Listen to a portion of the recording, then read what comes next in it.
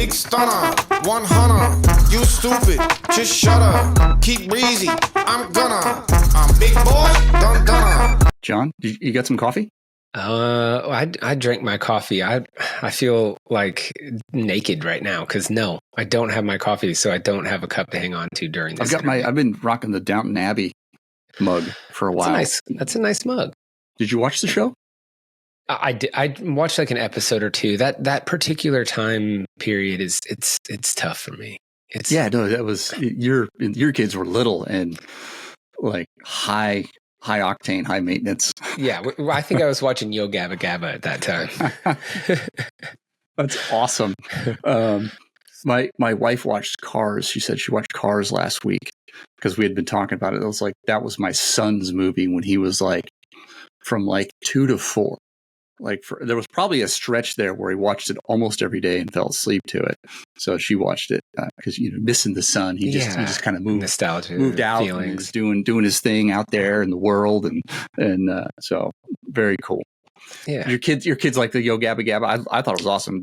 My kids were too old; they missed that one. Yeah, that had come out right when our kids are right at the perfect age, and we watched it. We even went to like a Yo Gabba Gabba live where they came to the HEB Center, and we went and watched them on the stage. And super creative, though. That's the thing I liked about it. It was very creative. Well, they actually gave the reins to truly creative people. Like Biz Markie was on there. I forget who. We've got to uncover the story behind that because it was special. It was short lived, but you had like people from like the hip hop community were allowed to be in this studio, and they made the show they wanted to see, and it was entertaining. It was like Weezer did a song dressed up as cockroaches, and they sang about what it would be like being a cockroach, and they played in the costumes of a cockroach. And the creativity of that was fun. The guests were cool, and there were these little segments that were fun. That's awesome. Summer is winding up, so it's the Wednesday before Labor Day. We're not much for a traditional vacation. I've learned, here's a pro tip on vacation if you're in the corporate world. If you take your vacation when everyone else does, which is usually kind of right when school ends or in July or right around now, Labor Day, and then the other ones are like right around the holidays. Pro tip, don't take vacation when everybody else does because the workload is going to be much lighter because everybody's out of the office. And so it's kind of a chance to catch up on some things, not have too much stress for that week or two, depending on what it is, to do your work. So don't burn if you can. I can now because I don't have kids in the house. So the school doesn't deter my calendar. And so I've done that for years, taking my vacations at off times and staying, on the job when everyone else is on vacation. Great little hack. Nice. That is good. So, like that. well, here's what I found this week. This one's interesting. I think everyone will be able to relate to this. There's a study from US Switch, which is like a media studies nonprofit that looks into not just the sociological, but the technical aspects of media. The link will be in the show notes. But the headline is on the study is, "Call me maybe," quote, "not a quarter of young people never answer the phone." Quarter of young people never answer the phone. Now you have teenagers now, John, and they have phones. They do. Yes. Now, do they answer the phone when you call? I can sense the reluctancy. I think most of the time, I would say they're pretty good about answering my call. I don't see them like just with the phone to their ear. Like if I see them on the phone, they're holding the phone away from their face, like looking at it, like physically holding it at either a FaceTime with multiple other people on that FaceTime. And then they'll just put it on their shelf. Like, most of the time they're playing a video game or doing something or walking around the house, or they'll set the phone down and everybody will just kind of be talking.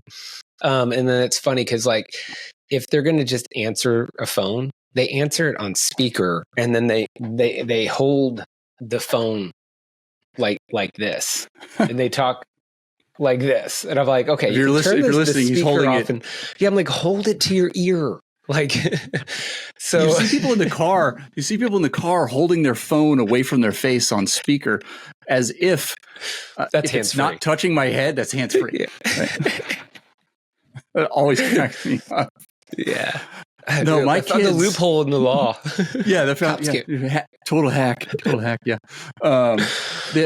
My kids are they're hit or miss on the phone, but I think you're right. They prefer. I don't know if they prefer, but I have better success with the video chat. You get a better conversation out of them. But what I've learned is my kids are older, so 19, about to be 20, 21, about to be 22.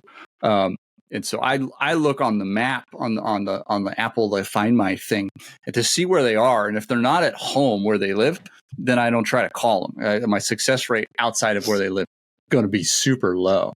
But yeah, my kids, they're hit or miss on the phone. And my wife similarly is hit or miss on the phone, but I think it's because it gets buried in the purse, and we don't keep our ringtones on anymore.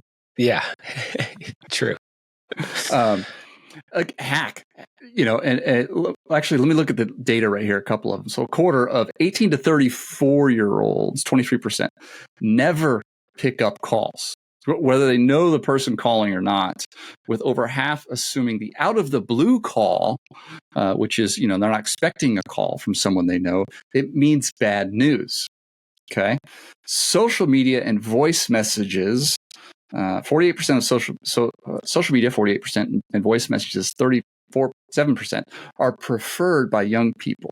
Yet half would be offended if their friend or family didn't phone them to announce happy news, such as an engagement or new baby. So don't call me. I'm not going to talk on the phone, but call me. When important stuff happens, I'm not answering it. Leave me that voicemail, but just I want to know you called, and then maybe send me that text message. My outgoing message, just because listening to voicemails is exhausting. My outgoing message, if you call me and I can't answer it, tells you, please don't leave a voicemail. Please just text me, because I don't like a voicemail will sit unlistened to for days, especially if the audio, for whatever reason, sometimes my phone can't transcribe it. I prefer to read it, right? Because it's faster. Listening is annoying. Avoiding scam calls is the most common reason for not answering the phone. If I recall, we passed a threshold in around 2022 or 2021 where on mobile, more than half of all calls made are scam or spam calls. So I get that. And here's the hack I've used. So you have a similar one, right? Where my area code of my phone is from, I think I got that phone number in 2005. So it's almost going on 20 years with that phone number. Yeah. And it's from 2 area codes ago, or even 3. I think it got changed somewhere in there. So I have this advantage of, because the way the scams work is they try to guess what phone numbers are based on prefixes and things like that. So you're almost always, and they want it to look like it's local. So it almost always is from the same area code as your phone number that you have. So what I do, I don't change it. So I know if someone calls me from the area code that I don't live in now. Yeah. From and you don't have to answer it. I'm not answering that. That's definitely a scam. So pro tip. Yep. I'm right there with you. I got my cell phone, my first cell phone in 2001. And then we actually, no, I take it back. It was 2006, 2000s. Man, I don't even remember. We were in Colorado. That's what I know. I got my first cell phone when I was living in Colorado. My wife and I, we moved up there. We were young. We were finishing college. And so I've never changed my phone number. So I still have that Colorado Springs area code. And yeah, just like you said, if I get a area code from Colorado Springs, I'm not answering it. And very few people from Colorado Springs reach out to me that I still am in contact with. And if they do, they'll leave the message or they'll shoot me the text. But yeah, that is a good. Or your numbers in there. On that, avoiding scam calls is the most common reason for not answering the phone. Yeah. I saw some headline on a news article about something about a guy who was lost in the woods and he was contacting for help, and he was not answering what he thought were scam calls, but it was the search and rescue team trying to like tell them, okay, the bird's here. What peak do we go to, or what landmark are we looking for here? And he stayed stuck. Did we rescue the guy? Yeah. But in the story, it like took exponentially longer because he was avoiding their call because he thought they were spam calls. That's relatable. Yeah, I would rather die than answer the phone. I get it. Okay, well, shifting gears a little bit. This is something I want to start doing and exploring new ways to discover music. And as we talked about on the music episode, which we kicked off the podcast with, a big way that music is trending, because right now we don't have MTV. Do you remember the video? There was a competitor to VH1 and MTV called the Jukebox Network. Mm-mm. So this was probably 1989, 90, 91, like right in there somewhere. And it was the 900 number days. And you could dial in and you'd press a code to request a song like it's a jukebox, but it would play videos. There's no VJs, you didn't have Downtown Julie Brown on there. And it would just play the videos. And sometimes you'd get back-to-backs the same song because people would request the same song. And this was when Ice Ice Baby from Vanilla Ice hit. And so there'd be time, and you'd have that on in the house playing the Jukebox Network, and that song would play a dozen times in a row. It was crazy. Gosh. But, we had those moments where a song took over because we were all discovering music, or not all of us, but a big majority of us were discovering music in the same place, whether it was MTV or the radio. Mm-hmm. And so you had that, like when Nirvana's Smells Like Teen Spirit dropped, which I think may have been the last time the globe, at a large scale was tuned in to a new sound that kind of just took over. Yeah. We won't see that again because we don't have that. We're all siloed into our different spaces where we consume media. And so I dove into the TikTok, not specifically TikTok, but I went around looking. I've been adjacent to digital marketing, so I understand a little bit about it. And so part of the algorithm that serves you content, we're adults, so we don't watch TikToks on TikTok. We watch them 2 weeks later on Instagram, when they've been ripped off of TikTok.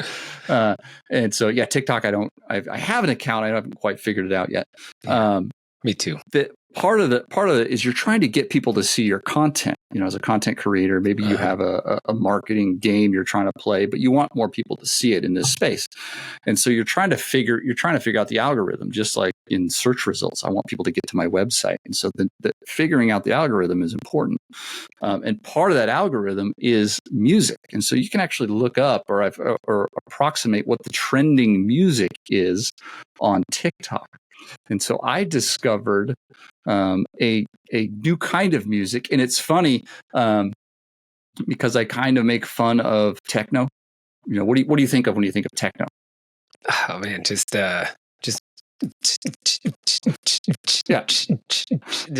it. That's what I think of. Or what's it? Night at the Roxbury. Yeah, exactly. It's like, did you go? Gen X. We had all ages, or like 16 and up and 18 and up dance clubs in the 90s. Did you ever go to any of those? Yeah. We snuck in. We got some fake IDs when I was in high school. Oh, so you went with the adults. Okay. Yeah. There was a place in town that made these novelty IDs, which I have no idea how this place was in business because they did such a great job. And they had a buy one, get one free. So for $50, you could get 2 out of state, very believable IDs. So we would take them.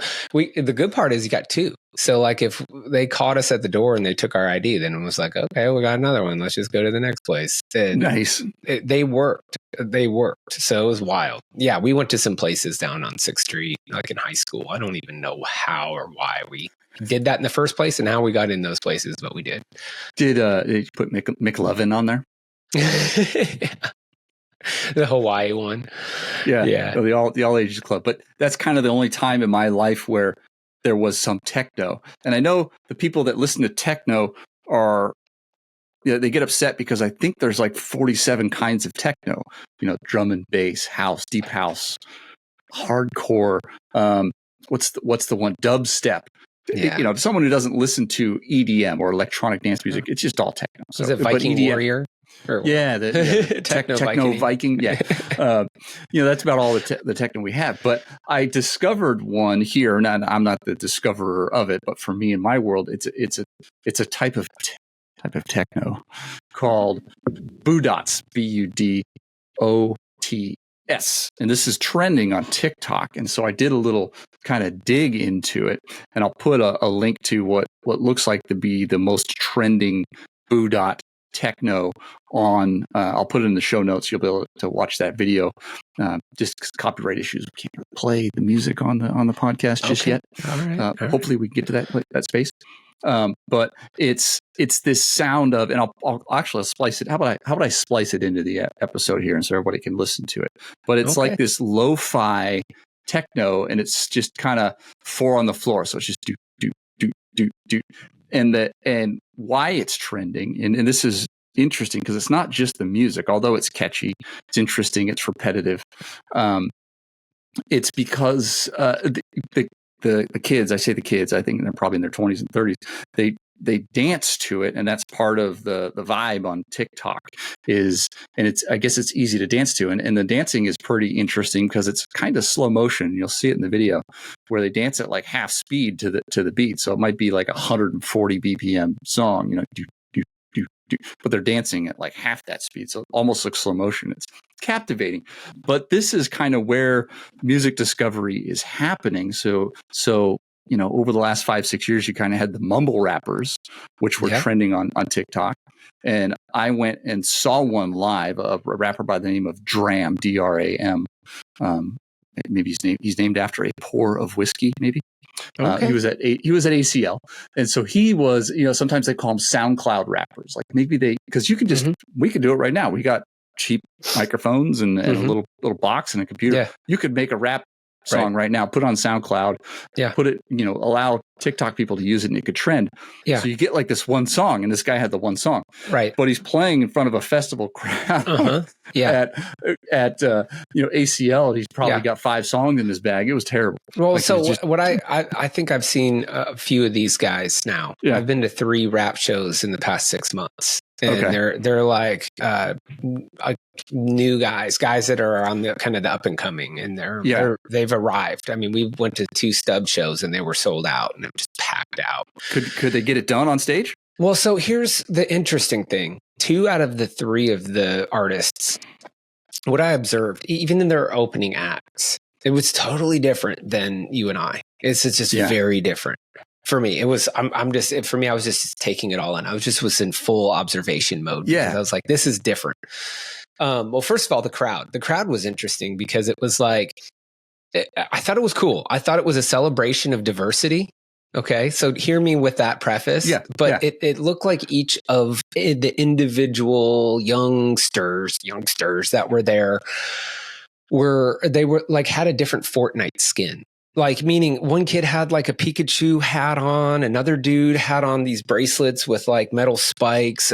One dude had on fishnet, like t-shirt. Another guy was dressed like literally like Spider-Man. It was like this, everybody had their little thing that's like, a little like skin, like in a video game, when you choose your shirt, you get all these different, like, stand out different. Everybody looked different, which was really cool. Like, they were standing out. But that show itself that was really interesting to me, these SoundCloud rappers, is, I saw Wu-Tang Clan. I saw, Ludacris. I saw Outkast. I saw some different rappers over the years. And they actually had like instruments and keyboards and synth and DJs on the stage. So there was this level of musicianship happening live. Well, these SoundCloud rappers, what I noticed is there was no musicians on the stage. Some of them had this hype man where they, the background, they're just like, yeah, and Yeah. they're like, just like, just making the noise, the loud noises. And the artist himself wasn't fully rapping all the things. The track was just playing. It Yeah. was like they just hit play on their playlist of their songs, and the rapper is kind of rapping over his own track. So there were times when they would stop rapping and they would walk to one side of the stage, but the track would keep carrying Right. the verse and everything. So to me, I was like, this is literally like we're hanging out listening Who was to a that? playlist. Call them out. I don't.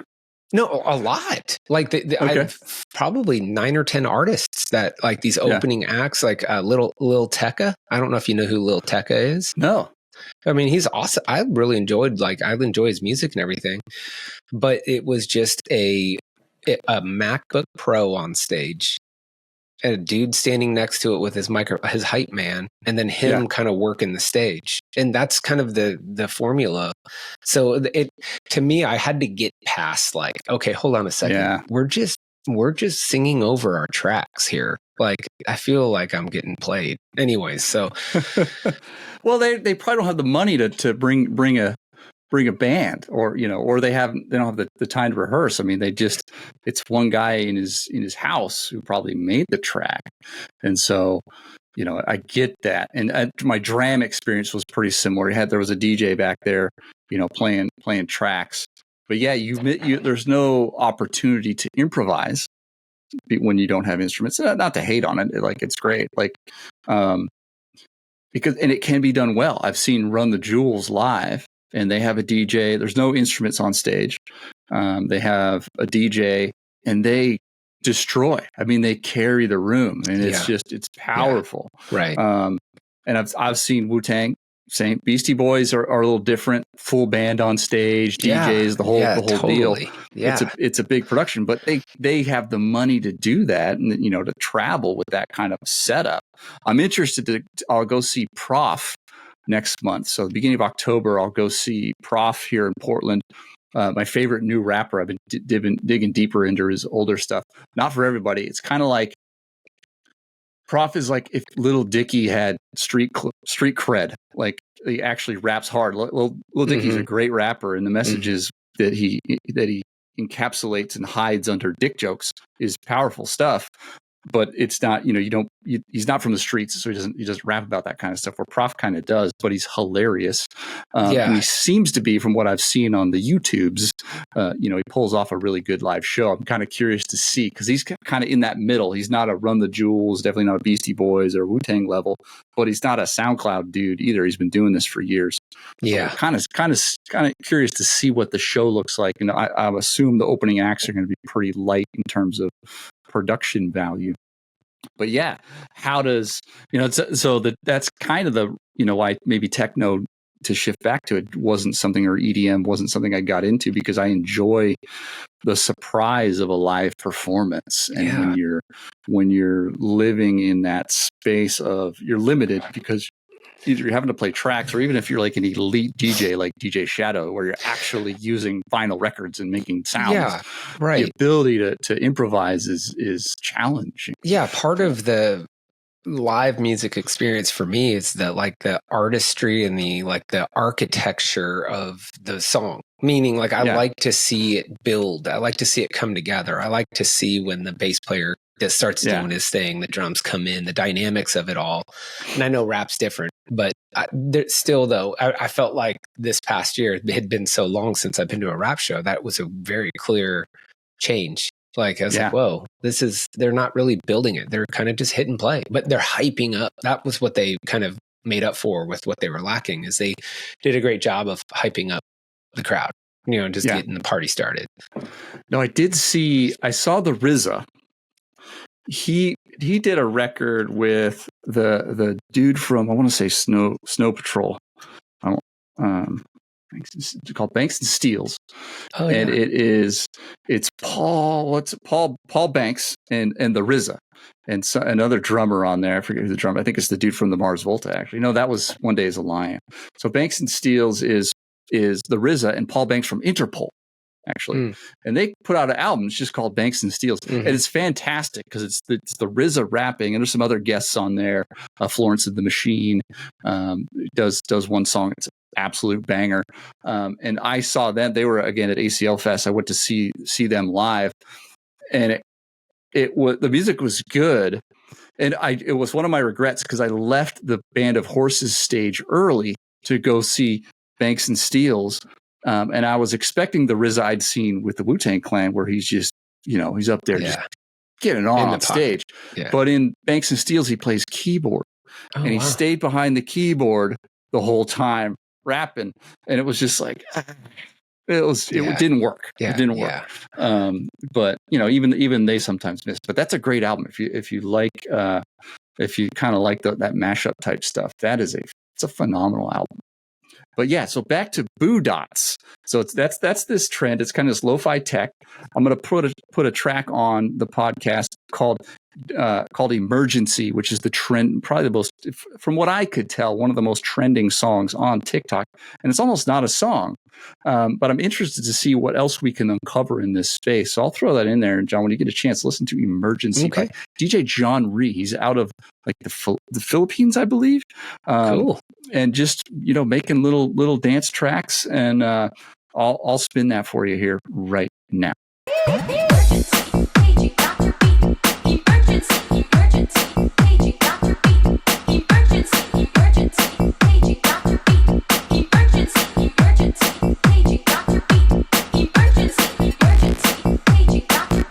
All right, so that was Budots. Sweet. And it was it's I don't know if that would happen. I don't know if that would be something I'd go to live. It makes sense in a club. You're going to dance to it or something like that. But I don't think I'd go to that show. So we'll see. Right on. That's interesting, man. Let's get to the topic of the day. All right, let's get there. So as we kind of get this podcast up to speed, get the flywheel going, we wanted to kind of touch on the high-level topics that we'll dig into deeper as we move forward. So we talked music, we talked movies, we talked books.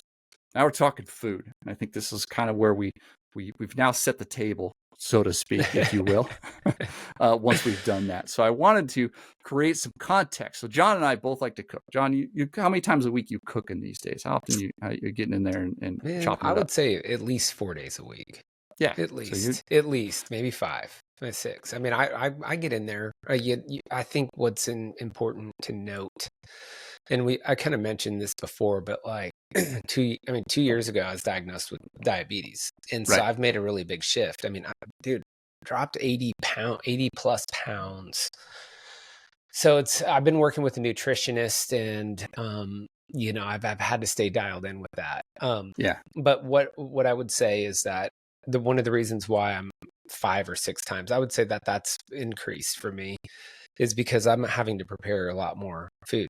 Think ahead. I have to go fresh a lot more, and I have to go with certain ingredients and stay away from probably 75-80% of the majority of the things I would reach for, or cook or do, which was less preparation and probably less time in the kitchen.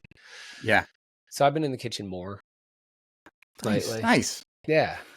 I'm cooking less with Empty Nest. I've cooked. I've been exploring Trader Joe's. So if you're single or just a couple or you're in college, Trader Joe's is the spot. I've been learning, and you kind of half cook with the Trader Joe's. So you get things that are almost like a meal, and you kind of learn how to combine things around the store. So I've recently been making a dumpling soup. So I get some noodles, I get some frozen dumplings, and then what kind of noodles are you reaching for? I'll just grab the ramen noodles, just a straight ramen ramen noodles. Just straight ramen noodles. You said dumplings. Like, are they Yeah, they're frozen. You either got to steam them or fry them, or steam them and fry them, kind of thing. And I throw them in a miso base that I get from Trader Joe's, and it takes 10 minutes, and I got just a banger meal. And if you want to level it up, you can chop up some green onions in there, chuck some broccoli in there.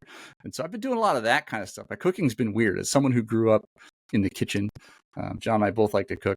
My mom was a professional chef, so it's in my blood. And John, which you were a competition cook at some point, like winning competitions. Yeah. And Give me a quick summary of that.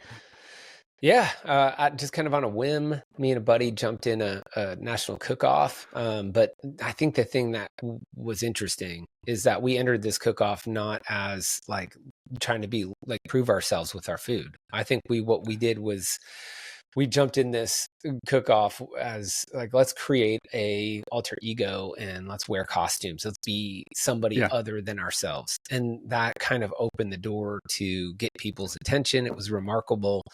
And then we happened to just back it up with some good food. We just kind of every day, cooking, in the house for the family. It just, I think that our characters, created a different anticipation for people. I think that there were people that were definitely cooking better than us. But I think that in that competition world, you got to grab people's attention, and that remarkability goes beyond the preparation, the effort, the actual cuisine that you're cooking. So that was a lot of fun. Anticipation matters. If you wait in line for 2 hours at Franklin, it's going to taste better than if you just if the same exact meal was served up with no line. It might not taste as good. The anticipation matters. I think that is the secret sauce to Franklin barbecue is, that like when you finally get there and you sit down, like I literally watch people reach on their plate, get the brisket, they're looking at it, they're pulling it, they're like smelling it, and they take that first bite and they're letting it process, and then but if you go to like kind of the everyday Rudy's barbecue, you order it, you sit down, you just reach in, you just start eating it, know? And I mean, I think that Rudy's is pretty dang good. I think it can good enough for me. I think it can hold up all right next to a Franklin, but people don't put it on that level because they're not waiting in line for an hour and a half. 3 hours. No, that matters. Build some hype. The old saying, you take the first bite with your eyes. Even before that, you take the first bite with your mind as you start to anticipate. So that said, some of the things in my list are about, if I just want to slap together some kind of ramen soup or make an omelet, that isn't pretty, it could be really delicious. Yeah. But some of the things on here, it's kind of about the experience, because the table, getting around the table and having a meal with people, especially people you love or people you're just trying to get to know, that's the most important human experience, because we all have to do it. The table is a sacred place. So I set up 5 kind of contexts for cooking, and I want to hear, John, what you're making. And the first one here is you have to make something that is like guaranteed the whole family's going to like. Something that you could make, maybe you could make this 5, 6, 7, 8 times a year, and everyone's still in love with it. What are you making? All right. So, I mean, there's a bunch of things. One of the first things that comes to mind, because it gets requested by my kids a lot, and I enjoy cooking it. I'll go up to the store and purchase, chicken breasts, like a little tray of them. And then I'll come home and I pick up the other ingredients for the other things. I actually enjoy the grocery store experience. A lot of times I'll just let it, like the produce section or just walking the aisles. I'll just let it talk to you. Let it speak to me. I do the same thing. And sometimes I make a turn, like, oh, wait a minute. If I grab this, that looks good, and I can grab that. I'll skip doing the other thing. But I'll pick up the chicken breast, and I'll pick up like a probably 2 bunches of the like fresh asparagus, and then I might change it up a little bit, but grab some potatoes. I get the packet gravy. Yeah. And then most of the time I just reach for like the box shells and cheese, mac and cheese. I mean, if I'm crazy, I'll cook it, from scratch, but most of the time convenience makes me do that. And I might sometimes put a spin on it where I pick up a box of like the stovetop. And what I do is kind of like this poor man's, or like I call it like a cheater's Thanksgiving meal. Yeah. Thanksgiving in, July or August. Love it. But what I'll do though, in the preparation of it, that's just a little different, is I take those chicken breasts and I probably quarter them, or maybe 8, cut them down into 8s. And I throw them in a pot on the stove in water, and I'll boil them. I'll boil the chicken breast, which is a little different. That's weird. That's how they do it in England or something. Yeah, and so what then I'll do is I'll get some tongs, I'll pull them out of the water, I'll get the other stuff cooking, and then I get a bigger bowl and I just start shredding the chicken. I just start pulling it apart, and then I get a bigger skillet, throw it down, put some butter in it. Then I'll throw the shredded chicken in the pan, and then meanwhile I'll get 2 or 3 packets of that brown gravy going. And then once I build in the flavor with that shredded chicken, I grab the gravy, and once that chicken's starting to look a little golden around the shredded edges, I'll pour that gravy on top and put it on a very low simmer. And I'll let it gets super soft. That chicken is almost like just, it's all pulled apart. It's super soft. Then I get my potatoes, pretty basic potatoes, or, sometimes I'll even cheat and do the instant, but most of the time I like to do homemade mashed potatoes, mash them up, throw a bunch of butter in there, some seasonal, some salt, some pepper, a little bit of milk. And then throwing an oregano in there, maybe a little thyme. Yeah. And then the asparagus, I get the pan down. Then I'll get those cooking with a little bit of butter. I'll throw some fresh garlic in there. And then I usually add just a little bit of soy sauce in it. And then pull those, pretty basic, salt and pepper, garlic, soy sauce. And then, the mac and cheese. So when I go to plate it, I'll put a big scoop of that mashed potatoes down, kind of push it, like flatten it a little bit on the plate. And then I just grab, some pinches or, scoop on that chicken and gravy on top of it. It's definitely like a feel good down home. It's Thanksgiving parfait. That sounds awesome. Yeah, Thanksgiving parfait. That's a good way of putting it.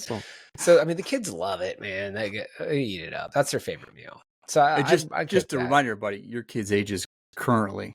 Yeah, 16, 14, 12, and 9. And they so you got a broad range. They all kill this plate. Yeah, they go crazy. Awesome. That's awesome. The kids' meal. So what I'm making, my kids, this has changed through time. It used to be something else, but lately, last few years, when I'm making something I know the whole family will like, it's potato soup with spetzel. So potato soup, I think everybody's got their own variant on it. This is something my family has made, my mom made, all my brothers and sisters make. And we throw spetzel in there, which is like it's a German, basically it's an egg noodle. And it just looks like a chewed up piece of gum because you just free form them in the soup base. So you just chuck a lob of it. Some people will actually even use like a cheese grater but we make huge ones. Like mine are like teaspoon size, bite size spetzel, which is weird. So when I say spetzel, it's something different, but it's just like this chewy noodle with salt and pepper inside it. It's just a carb bomb. So it's potato, cook the potatoes, with your soup base, some onion, celery, and then we put spetzel in there. But the secret ingredient, and this is a ingredient most people have not heard of, and it's mace, MACE. And it is, so nutmeg is a nut. So if you ever seen like an almond on the tree, it looks like a nut sack, like a hairy nut sack. It has like this fuzzy skin, like a peach on the outside. And that's why an almond in its shell looks like a peach pit. I don't know if they're actually related, but they look similar. So the skin comes off the almond, and then you have the almond underneath there. Well, mace is pretty similar. It's a nut type thing, and that is nutmeg. And you've used nutmeg, and it's kind of it's kind of a way to bring some flavor to usually something sweet, but also in the succulent space. But the skin off that is dried and ground into a powder, and it's called mace. So it's kind of like nutmeg, but not spicy, but maybe kind of bitter, and it brings this interesting really lift to something that's really heavy and flat, because potatoes, the flour in the spetzel and the eggs are just flavor sucks. Like you need to add a lot of flavor to it. So a ton of salt and pepper, and then mace just puts this lift on it. And so the potato soup is a go-to, and it's a carb bomb, and it's cheap. And the other thing I like about it is I don't eat leftovers of very many things. This is like one of like 4 things I make where the leftover is awesome. I make too much on purpose because it's a great leftover. That's what I'm making my family today. Do you make the spetzel? Yeah. How do you prepare that? So you chuck, it depends on how much you want to make, but basically I'm thinking, if I'm making a bunch, I'm going to do like 2 eggs per person that I'm going to feed to have some leftovers, and then flour. So basically you Eggs and flour. just put the eggs in a bowl and then start chucking flour in there and stirring it until it's like dough. That's it. Salt and pepper in there, and that's it. So it's just Awesome. salt, pepper, flour, eggs, and you just stir it. Now you have this dough, and then you just drop dumples of it into the soup while it's boiling. Sweet. It's one of the last things you do, and it cooks it as a Now noodle. you And like to take a fork and kind of roll it back on it, or Well, it's like you're a- just no, pulling I'm it apart. literally- You're just like grabbing it. Yeah, kind of I'm just- literally just, I you're got like just- a teaspoon and like a butter knife, and I grab a chunk of it and I just kind of lop little bits of it into the soup. If you went to a German restaurant and you ordered the Spätzle, normally it's much smaller because they've used like a grater to do it, and they've usually just boiled it, and then they'll saute it in some kind of sauce, some onions, garlic, that kind of thing, and it's just like a pile. Delicious. We chuck it the soup, and it's awesome. It's just like, if you love noodles and you love chewing on noodles and you love getting your carbs on that meal, especially on a winter day, get like a slice of dark black Russian rye bread and like a nice stout. It's just a carb meal that warms the soul. It's awesome. Dude, And cheap. Potatoes and great. flour and eggs, like, it's cheap. That's All right. awesome. Next one. Okay. So you got maybe a couple coming over, maybe a couple couples, or, some people you want to impress. You want to make something that people can really get into and almost give them that restaurant type experience, because you're a cook. You got to flex a little bit, baby. You got to show. What are you making? Man, this is where I go toward my smoker, and I'll have a tough time trying to figure out, okay, what do I want to throw in there?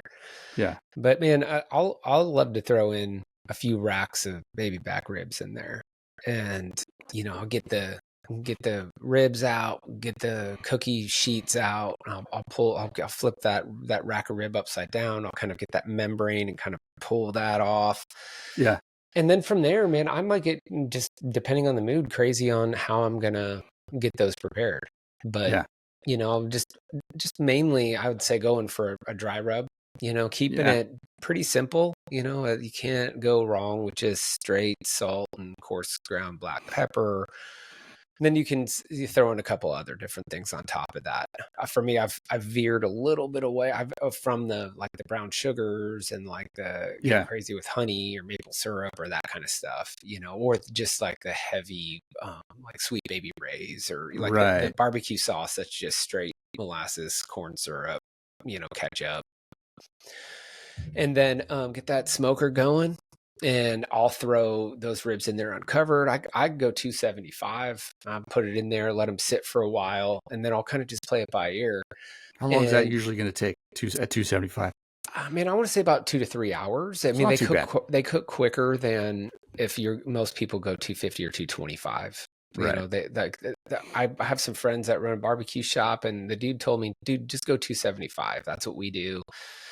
And so if it's what I'll do is I'll get in there and check on it. I'll kind of poke them, kind of bend them a little bit. And if it's seeming like it's a little rubbery, or it's like that's not wanting to participate with just coming off the bone, then I'll consider wrapping them and do aluminum foil. But I don't prefer the aluminum foil. I like to go like the peach paper, or like that orange colored butcher paper, because that still allows for the smoke to still kind of penetrate through that paper. Right. I'll wrap them up, and that extra steam time then really starts breaking everything down. And then I'll just let them sit. I'll keep them wrapped, or I'll wrap them afterwards. I'll pull them and wrap them, let them sit, and then I'll prepare whatever sides that I'm feeling like. I can do homemade or store-bought potato salad, which always goes really well. I mean, a baked bean is easy. Crack open the can, and some people get real wild and add a little bit extra mustard, or like the cheap barbecue sauce in it. Just level them up. That's cooking. Taking something that's already made and just making it a little better. Put your signature on it. No, it's time to go, man. Just open up those ribs, get out a cutting board, and just hit them one time with a knife, and just throw them. I throw them kind of in a bigger bowl with some tongs and pass it around, and just have ribs, and then I'll put the barbecue sauce on the side. And I let the dry rub and the way it was cooked just do the talking. And I noticed there's 2 different types of people. Some that like the dry rub, some that like to go crazy with barbecue sauce. I love it. Love it. My go-to when people are over is, because I'm not a huge, like, I don't eat a lot of steak. Like when you go to the restaurant, like it's rare for me to pick the steak because I think it's overdone, not that it's not overcooked, but like I think people go to steak too often. But I do often go with the steak à pois when I'm trying to impress, because I think a lot of people have not ever experienced it. And it's fancy word for pepper steak. I think that's what the French steak à pois, steak with pepper. Mm. And it's a French standard, and it has a special place in my heart because one of my first experiences of fine dining as a kid, I want to say maybe seventh grade, we go to a French restaurant. And I believe it might still be there. I'm going to check. I want to be in that town next week. And it is, I order the steak au pois because I'm a kid. You just order the steak and it looked good, and it traditionally it's a filet mignon or something less fatty like a New York. So I would use a New York or a filet, and just sounded good. So I ordered it. And the waiter comes by and he's got a French accent, tuxedo, like it's that kind of place, and like there's like 5 waiters and they kind of bring most of the food all at once, put it down. And I don't have a steak knife. And I asked the guy as he puts it down, like, do you have a steak knife? And he says in this, quintessential French accent, oh, no. You will find you will not need a steak knife. It is very tender. And I'm like, okay. And I cut that thing with a butter knife and just fell right through it and took a bite. And I'm like, this is it. This is steak. I grew up in a big family, so having steak was pretty rare. So I was just like, that's the favorite thing I've ever had. That was fantastic. And so now that's kind of been one of my go-tos. And it's pretty easy to make. And I do give people a hard time when it comes to like a leaner cut, like a filet, which isn't really fatty. It's not a ribeye. Yeah. I would never put a filet on an open flame. It just doesn't have the fat. It can't handle it. I mean, you can do it. You got to be really careful, but it's just not worth it. A ribeye is a better steak to put on the grill. Oh, New York's kind of in between. You can kind of do both, but you saute it. Okay, first you crush up pepper. Like I usually just put it on a cutting board and then kind of grind a frying pan on it because you want big chunks of pepper. And then you literally, both of the ends of the medallion of the filet, you press it into peppercorn. So it's covered in pepper, the whole thing, or the whole sides. And then you saute it in, mostly like an oil, and then you kind of finish it with some butter. And then you pull it out of the pan. And now you have a pan with a nice fond in there, peppercorns, and you deglaze it traditionally with like a cognac. I almost always have like a bourbon or a whiskey in the house, so something like that. You deglaze it with that, and then once it's deglazed, you can actually, it's a fun performance. That's the kind, because you're using a liquor, you can light that thing on fire, and that's kind of fun sometimes if your house allows you to have a big flame. Kind of impresses people. It's a good show. I don't always do that. I don't do that when I'm just cooking it for the fam. And then you throw either heavy cream, or I've gone to more of the thick heavy cream, which is a creme fraiche. It's almost like a yogurt consistency with no flavor. It's just the creamiest part of the dairy of the milk. You chuck that in there, and you just turn it into this light covered gravy, which is filled with peppercorns. And then once it's kind of achieved the thickness you want, turn the pan off, chuck a piece of butter in there to kind of finish it out. It's a lot of butter involved, and heavy cream. And then you plate that thing, and if you've done it right, it just melts in your mouth. You can serve it with whatever, like do a roasted broccoli or a Brussels sprouts or an asparagus, and usually some kind of potato, like a fondant potato, or I'll do like a lemon capers mace potato. But that's the fancy one. It's honestly, if you're not, it's really the best way to do a steak, and you can do it. You don't have to do it. You can do it with whatever, but stainless pan, grill the steak, deglaze with a nice liquor like a bourbon or a whiskey. Put some heavy cream in there, or even just butter if that's all you have to make something. And it's just so simple, but it's just amazing when it's done right. And that's the one time, if depending on who's coming over, I might spend the money on the most elite tender filet mignon sometimes, and it's fantastic. Melts in your mouth. Why do you have to live up in Portland? It's a long drive, but I might be willing to make it to come have dinner Here's at the your cheat place. code. Here's the cheat code. That same piece of meat is on a pig, pork tenderloin, and it's cheap. It is the best bargain in meat. And I'll do a similar thing with a pork tenderloin. It's a little trickier because just the way it's shaped and that sort of thing. But you could do the same thing with a pork tenderloin, and I could cook, steak au pois for 8 people for $30. Versus if I'm doing a nice fillet for 4 people, it might be $100. But it's that's the all-star, the underrated piece of meat is the pork tenderloin. Yeah. Yep. All right, scenario 3, John. You have a lot of people coming over. You got to make, we're talking 10, at least 8, 10, maybe 20 people, depending. The sports ball team is coming over. Yeah. And so it's got to be affordable. It's got to be delicious. And most importantly, it's got to be something you can kind of work, you can make in advance. So when it's time to actually execute, there's a lot of people that know how to cook, like yourself, know timing is everything. Yeah. And really, when I'm planning, it's about when is everybody going to sit down to eat. Like steak au pois, when I make that, everyone needs to be sitting down. Like the time I'm doing the last thing, because it's the window of when you need to eat this is narrow. So what are you making? A lot of people coming over. Yeah, man, my go-to for the masses, and I can feed hundreds of people, and I have, I do. I know you have. What I'll do is, I go into the Costco and they sell these 2 packs of pork shoulder, these pork butt or these cuts Boston butt. And they come in a 2 pack. Sometimes you get that actual shoulder bone in or bone out. I'm cool going bone out because then you get more meat for your buck. Right. And you can judge it. You can grab, a couple packs of these shoulders based on the numbers of people. And so, man, what I do is I do a smoked pulled pork, and it's almost always a crowd pleaser. People love it, and it's cheap, man. Like you were talking about, like the pork tenderloin, the pork shoulder is cheap, man. You can get these shoulders and feed a bunch of people for just a couple of bucks per person. Yeah, and it does take time, and the cooking is a bit of a dance. It's a bit of a you got to figure out how it's cooking. And each of these cuts of shoulder aren't, created equal. Right. So I throw it in the smoker. Slow and low.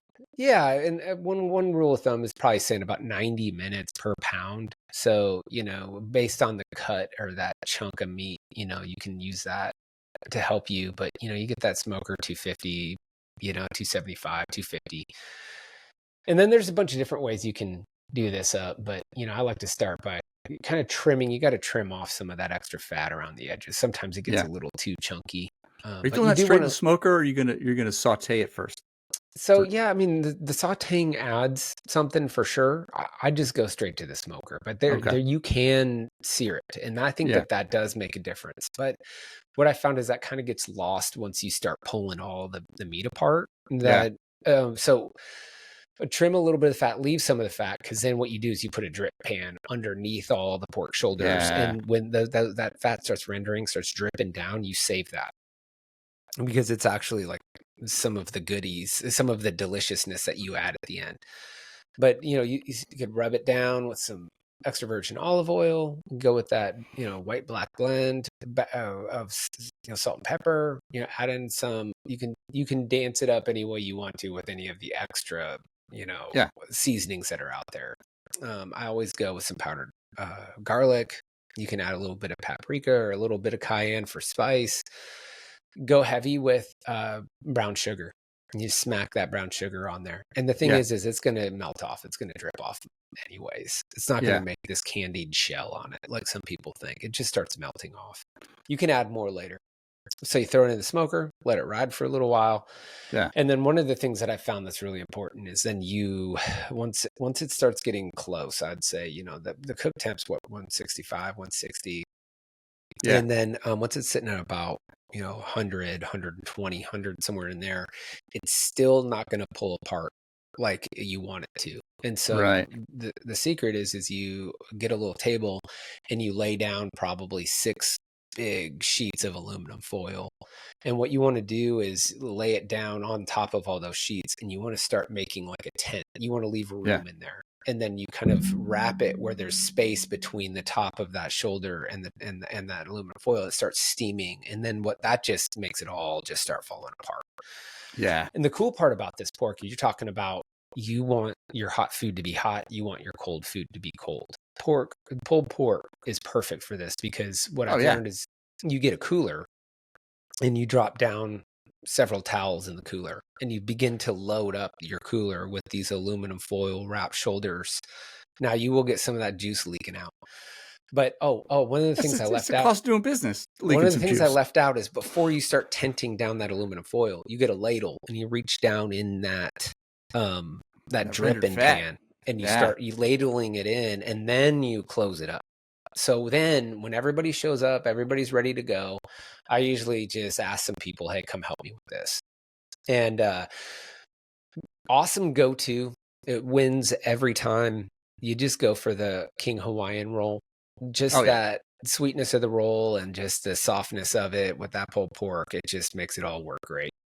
Nice. You can get store-bought, or you can make homemade coleslaw. And you making some sauce? You making like a barbecue sauce there? Yeah. I'd like doing a homemade sauce. Get some out the bottle. I know you do. Yeah. Heck yeah. I mean, I make a homemade sauce that I think goes really great with this, but if you want to cut a corner.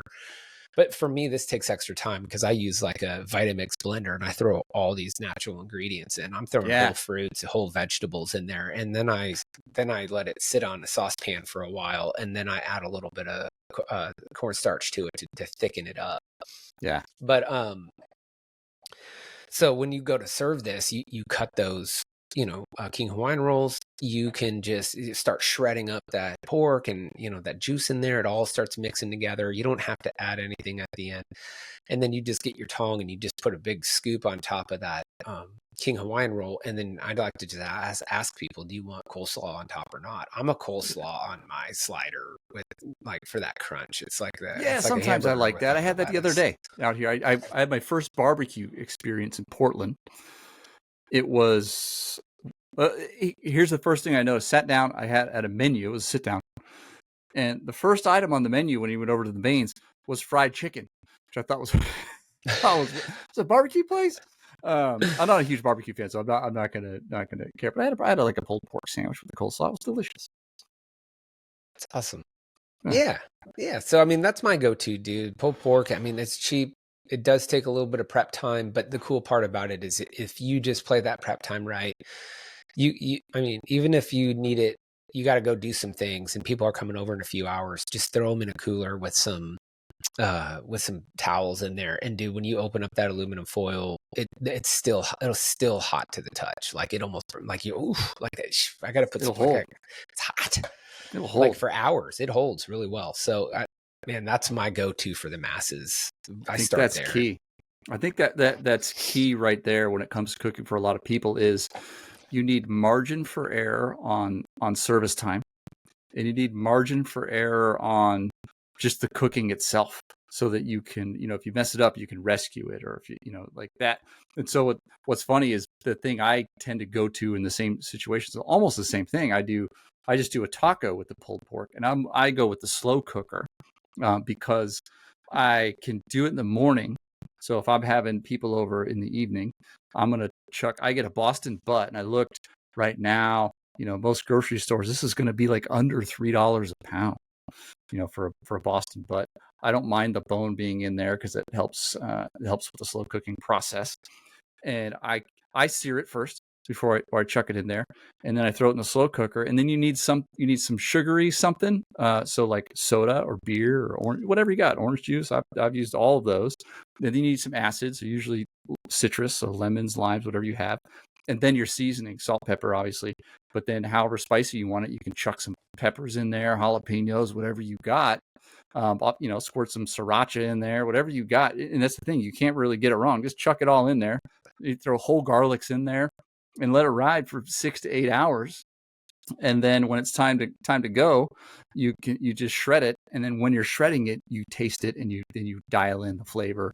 And same thing, all that fat renders out. And I sometimes will put that in the magic bullet with some other stuff. And there's peppers and garlic, all chunks in there. I'll just turn it into like something not as chunky. And then I'll work that in the bowl that I'm shredding it with, and just tortillas. Get the best tortillas I can get.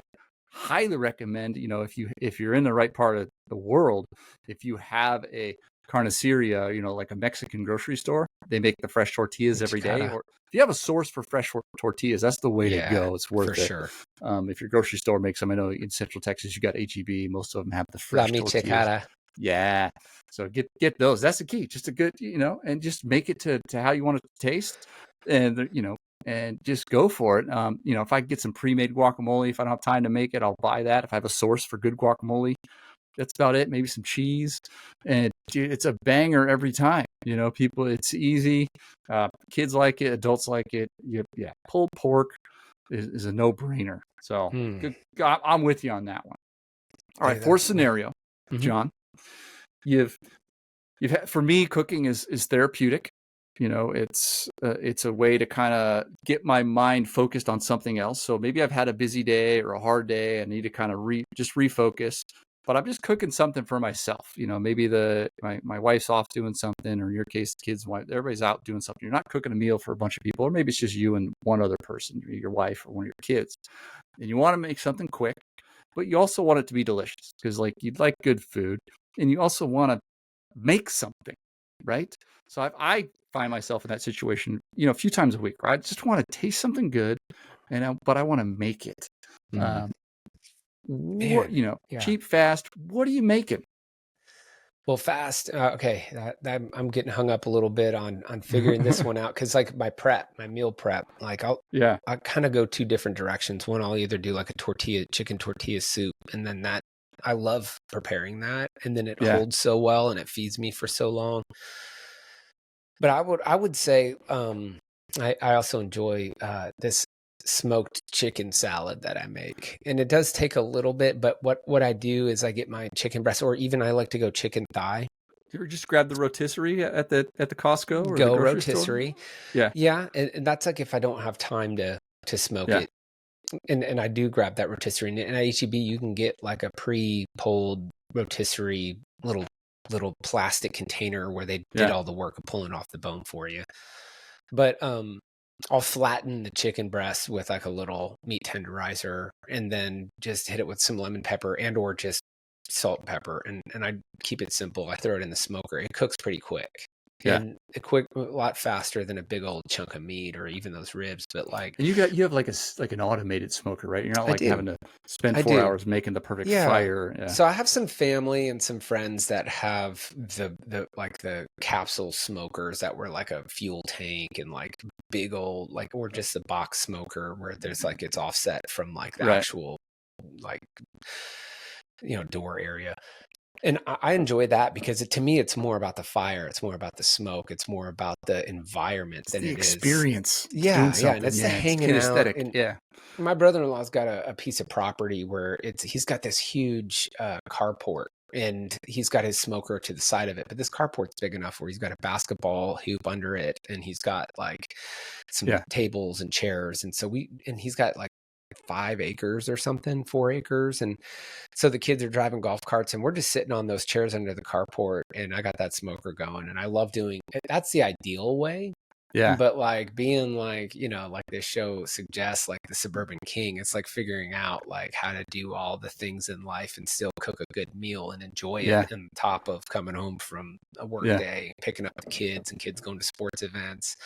So to me, I call my smoker the dude's crock pot. I pretty much just set it and forget it. And there's so many great ones on the market today now, not just the Traeger, but everything's got the rip-off now, and you get a quarter of the price electric smokers. But I was gifted an electric smoker, and I've used that thing like a crock pot, and I just throw it in there. I set it. I forget it. Every once in a while, go out there and just throw some more. I like to use the wood shavings or the wood chips as opposed to the pellets. Okay. And it does a great job, man. It's awesome. It's so easy. But once I flatten that chicken, I keep it. I mean, I get it pretty thin. Throw it in there. And then when I pull it out, I like to just get a cutting board and slap them down, and I get my knife and I just start hammering it. And I throw it in the bowl, And dude, it's crazy, but like it's super easy. It's super simple. I might add a little bit more salt and pepper, but then I grab the Hellman's mayonnaise, straight Yeah, mayonnaise, and I squeeze it in there enough where it's not too much of it, but enough to just keep it like moist and soft. And I mix it up and I throw it in a container and I like a Rubbermaid. yeah.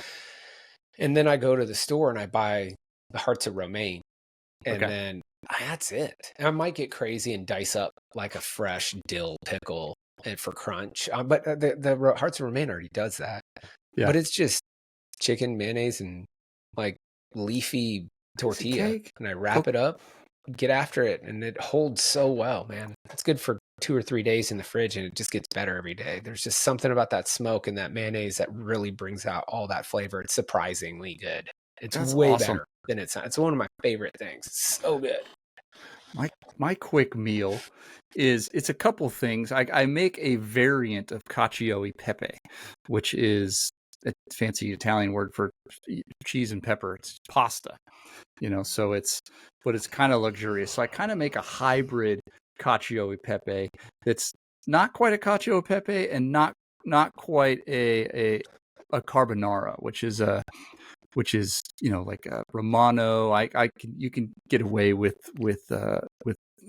Parmesan, which is just fine. So I make a hack version of that that's quick and dirty, and it's delicious. And I'll use a ramen noodle packet as a base for it because it's just easier. I can just grab it; it cooks real quick.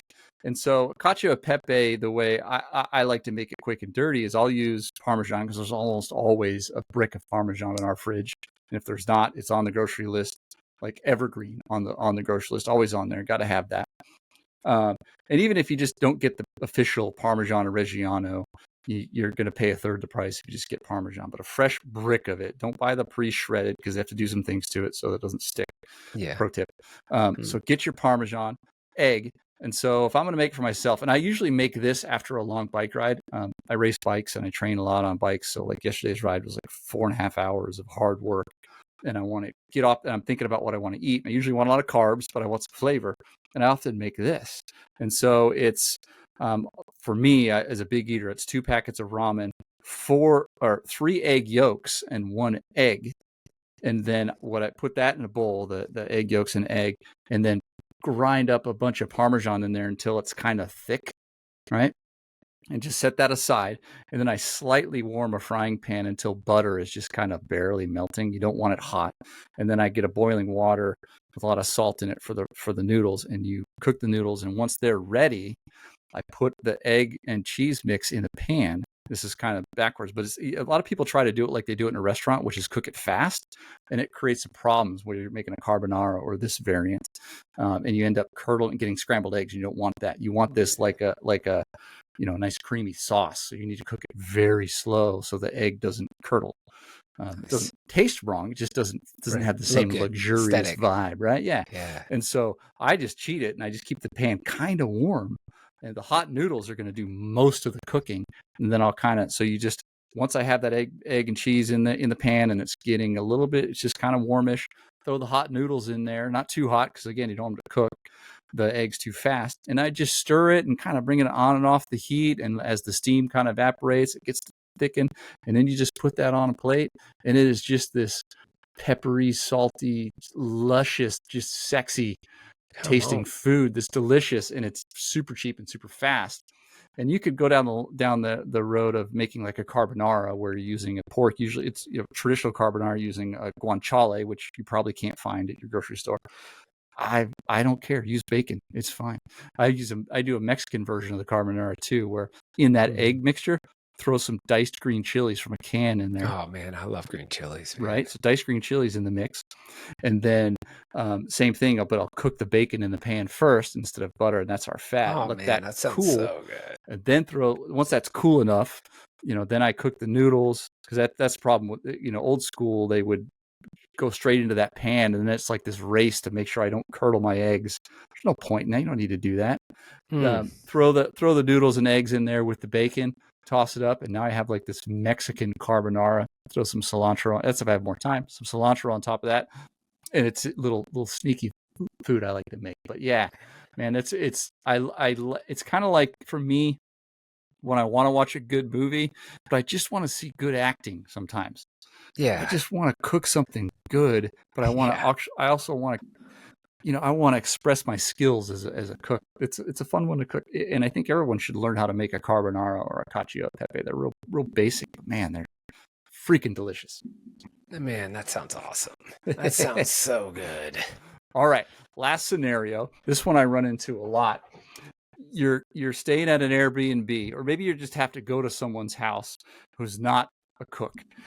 Yeah. And they don't have you don't know what's going to be in the kitchen equipment wise. So you expect to be hamstrung a little bit. So you can't go all out. You don't want to get in there and try to cook something and find they don't have a pan that's big enough, or they got a crappy stove and it's going to be a problem. So for me, I'm usually thinking, okay, I need to be kind of oven centric with this, because an oven, I can make that work, but I also need to make sure I have a lot of margin for error. So you're in that situation, John. You're at Airbnb. You're not sure what you're going to be looking at when you get in that kitchen. Yeah. But you got to stop at the grocery store, because that Airbnb is an hour from the grocery store out of the country. Yep. What are you cooking? First, what are you making? First thing I'm looking for when I get there, I am looking for a pan. Like I'm going to go to the stove. Yeah. And there actually has been a time where I went over to a Dollar General to buy a cheap, I'd say disposable nonstick pan. Yeah. But man, my go-to is the breakfast sandwiches, because everybody in my family loves them, and I enjoy making them. And so I'll go, and that's the thing, is like the ingredients are carried at, I mean, even potentially gas stations, but I'll look for a little grocery store, or little whatever, where I can get the ingredients. I'd like to start with like a fresh baked sourdough. I like the sourdough bread where it's already sliced, it's already ready to go. Got to get some butter. What's the key to any sandwich? The bread, the better the bread. It's the foundation. We go through so much butter in my house, but then I pick up some kind of meat. I could go Canadian bacon, but less prep time, and it's still just as great. Just gotta warm it up. And then of course bacon's awesome. So get some bacon, grab some cheese. I like the shredded cheese. I skip the Jack in the Box taco cheese. I go to the shredded cheese, and it could be either just like a cheddar or like a Jack blend. And then let's see, what am I missing? Get the eggs. So it's just pretty straightforward, but I think the process of cooking it kind of sets it apart. It's also helpful if there's a little bit of, I like to sneak in some just seasoned salt, because I like to sprinkle that on. Yeah, I like to sprinkle that on top of the just a tiny bit on top of the bread. It kind of just brings out the flavor of the bread, and it just makes it salty. A little lift. That's awesome.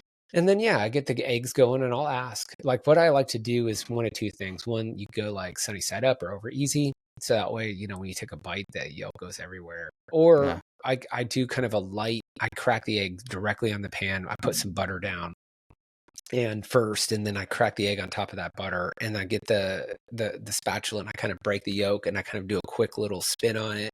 But then once it's hot enough, I can kind of pull in the corners where I can shape it in the shape of the bread, where I kind of just play with it. That's elite. And it cooks in a way. And then I get under it, flip it, hit it with just a little bit of just pepper, skip the salt, because there's enough salt in the butter and that seasoned salt. And the bacon is salty, and the cheese is salty.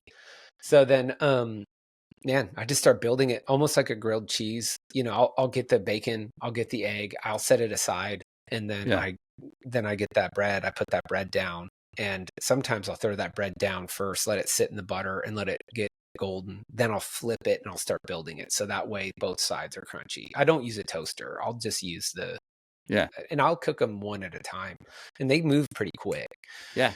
And then build it up from there, man. Drop the egg back on, put or I'll sprinkle the cheese first, drop the egg on top of it, put the bacon on top of it, let that sit, flip it, let it sit, order up, man, hit that bell, Jackson, here's your sandwich, buddy. Oh man, they're crunchy, salty. You feel pro. You're like, you're just turning it out. Love it. Yeah. Breakfast sandwiches is something is just a staple for us. Yeah.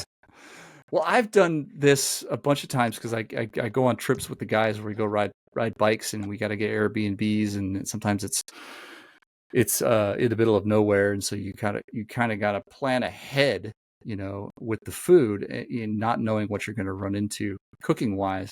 And so what I've gone to is the braised short rib, which is a beef rib that's short, I guess, and they're cheap. It's up there with like a Boston butt, maybe a little more expensive than a Boston butt, and you basically cook it the same way. But I drench it in a red wine. The cheaper the better, like some $2 chuck. So grab a bottle of red wine, grab some short ribs, and then whatever, if you want to grab onions, garlic, those sorts of things. But salt and pepper is the key.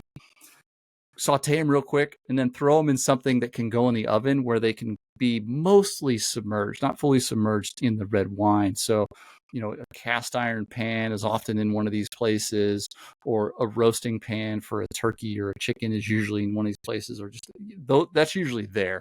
And if I have to, if there's a pot, it doesn't have plastic handles, I could do it in that, or even a crock pot if I have to. And you just saute the short rib, throw it in there, and then cook it slow until it's tender and falling apart. And then you can put it on anything. You can put it on mashed potatoes. You can just put it on some roasted potatoes.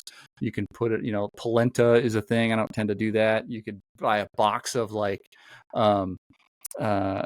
just some kind of rice, what's the Italian rice? I'm blanking right now with the cheese in it. I'll do that.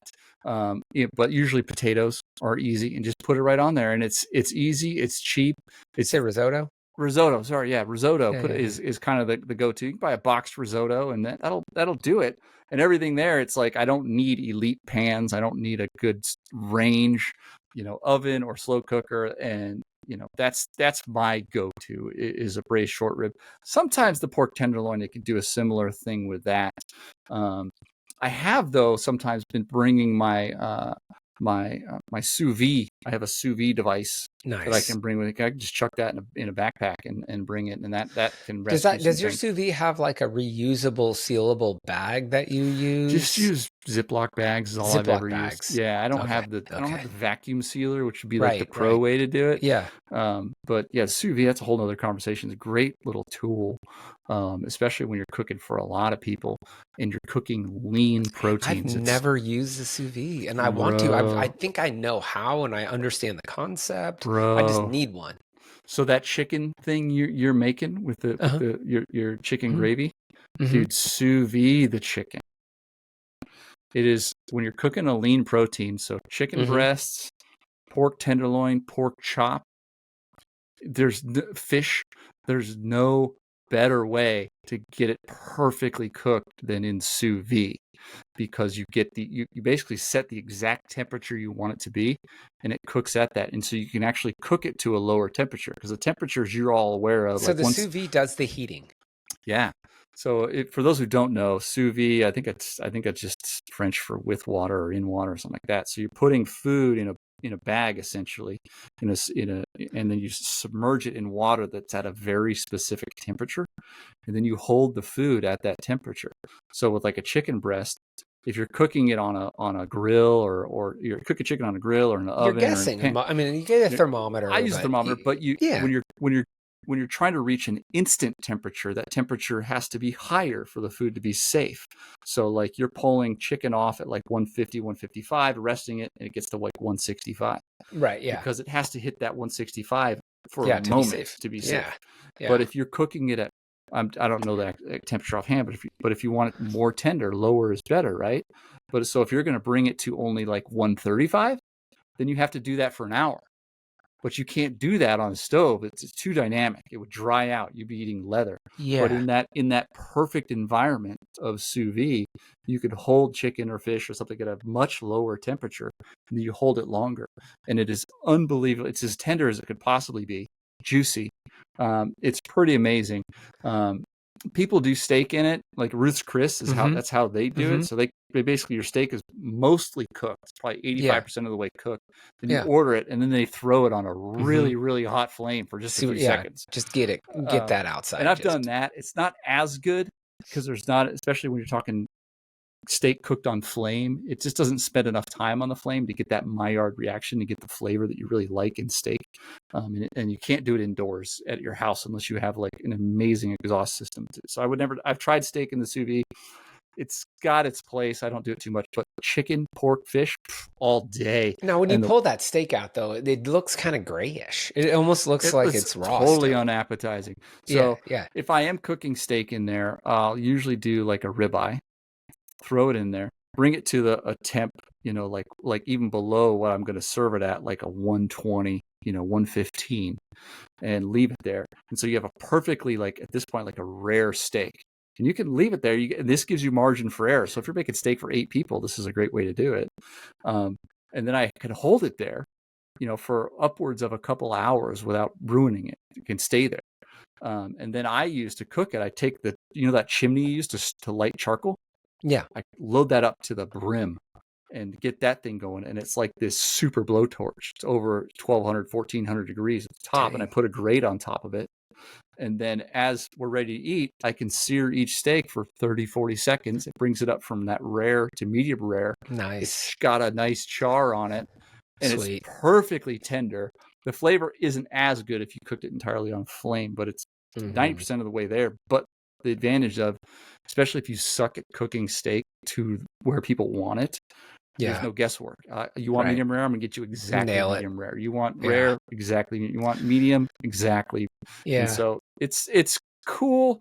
It's got its place, but I don't do a whole lot of beef. Yeah, the steak's risky if you're at an Airbnb, or because you're talking about making it how people want it. Now, not all grills and stoves and ranges. You got to know your you got to know your. You got to know where the hot spots are. You got to know where to play it. And that home field advantage makes all the difference on a steak that possible.